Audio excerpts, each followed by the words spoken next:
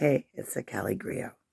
You know, Putin's been blowing off a lot of steam in regards to the Ukraine.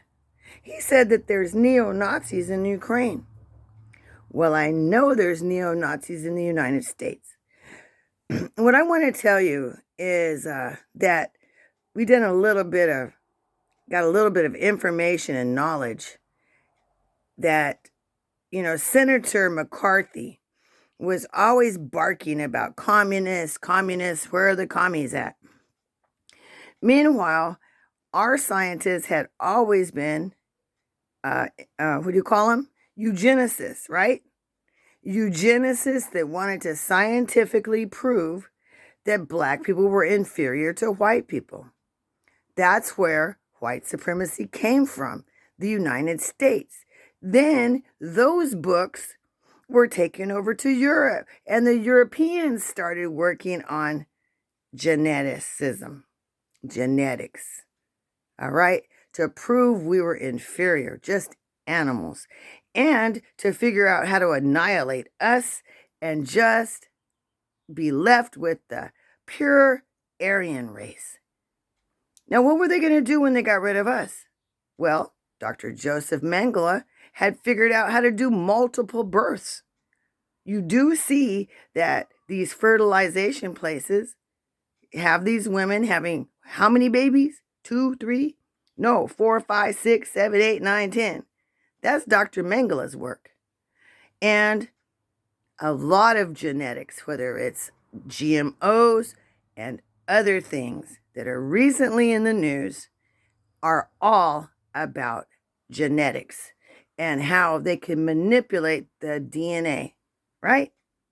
Well, they needed to know that stuff. The United States wanted to be the top in science, top in rocketry and rocket engines and the fastest planes and, of course, developing the atom bomb.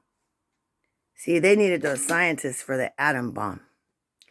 So there was a deal made because we were working with Russia to get rid of the Nazis, right? Well, the United States became more afraid of the power of communism, and they decided to smuggle in Nazis and give them new identities. Now, you think I'm playing? Let me give you a journalist that's done some research. I'm going to use PBS News, and I'll give all the credit, all the glory to the journalist Anne Jacobsen and PBS News. And you know I got it, right? Hold on, you guys. Here we go. Now a look at a moment when national security interests trumped ethical concerns. Jeffrey Brown has our book conversation. Nazi scientists, some of them tied to war crimes including horrific concentration camp experiments, brought to the U.S. in a secret program to advance American security interests during the Cold War. It sounds like the plot of a film drama, but it actually happened, and on a large scale. The story is told in the new book, Operation Paperclip. Author and journalist Anne Jacobsen joins us now. Welcome to you. Thank you. So these were top scientists in the German war effort, sought out by the U.S. military as the war was coming to an end. That's right. These were Hitler's top weapons makers, and Operation Paperclip became a classified military program to bring them to the United States. It also had a public face, so there was, on the one hand, the truth about the program kept secret, and on the other hand, the idea that we'll tell the public that these are the good Germans. The good Germans, but they were dedicated Nazis, the ones you write about. We should say there are many, 1,600 in all, right? Yes. You document about 21 of them, dedicated Nazis, some, as I said, involved in horrific stuff. What they did was known, right, to the Americans who were seeking them out. Certainly to the American military intelligence officers who were interviewing them. The idea that they were involved in war crimes was really necessary to be kept secret, and that's exactly what happened. And so in the book, I think I unveil a lot of the truth about this program that has remained clouded for decades. So give us an example of one of the figures that intrigued you. Well, I think one of the worst case scenarios was that the United States military made the decision to bring Walter Schreiber. This was Major General Dr. Walter Schreiber, the Surgeon General of the Third Reich. He wound up at a military facility in Texas. And doing what? Well, during the war, Dr. Schreiber had been involved in the vaccine program for the Reich, which sounds like a nice program, but it was actually a program to work on protecting German soldiers from these biological weapons that were also being manufactured. So he was involved in war crimes and concentration camps. He became a prisoner of the Soviets and then defected to the United States. We saw him as someone who we absolutely wanted here for his knowledge. So in the United States, it still remains unknown what exactly he did, only that he worked for the U.S. Air Force in Texas. You know, this becomes, of course, a story of practical versus ethical choices, right?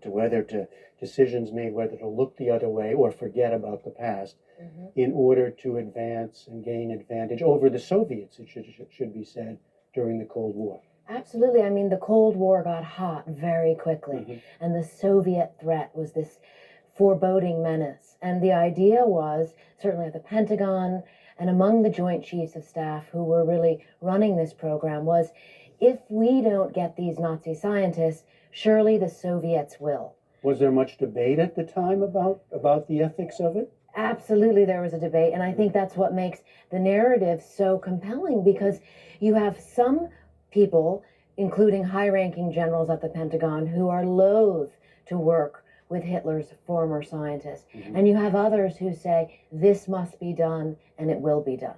You said we don't really know much about the case of Walter Schreiber, what he did. Some of them we do know, right? And the very famous cases, most famous, is Wernher von Braun. Yes, he came here. He was the head of our rocket program and brought 114 fellow V2 rocket makers with him. And this program, again, had a very beneficent face. Only now do we know the facts are very different about what those scientists were involved in at the end of the war in what was called the Nordhausen slave labor factory. Deep in the tunnels, you had concentration camp prisoners building the V2 rockets. So in a case like that and others where we know that they did accomplish things for the U.S.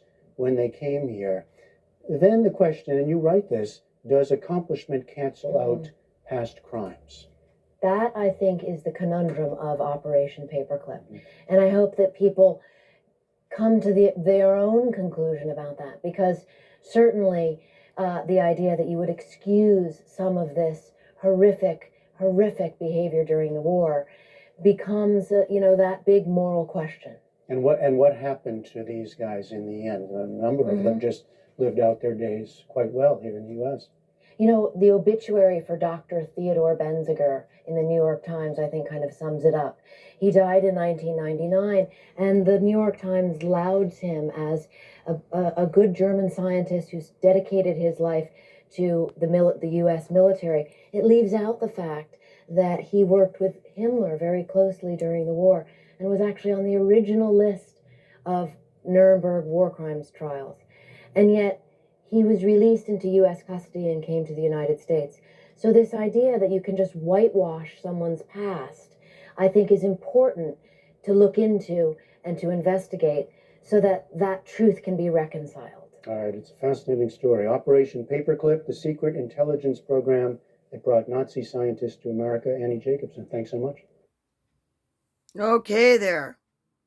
So, when President Putin is saying that there's Nazis in Ukraine, and we just had Nazis in Charlottesville, neo-Nazis, you need to check out Eastern Ukraine and check out their patches. The same patches they have here, with the lightning bolts.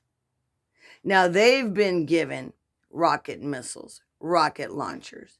This is the same playbook that they did with Osama bin Laden. They used him, and then he got out of control. Will these new Nazis get out of control? Check out more on this subject, Operation Paperclip.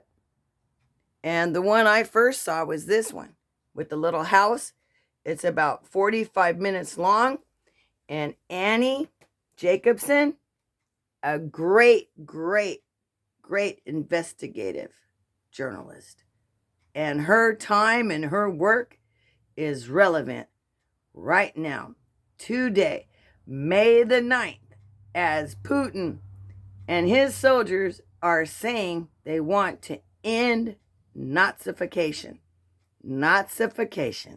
with the United States and Ukraine.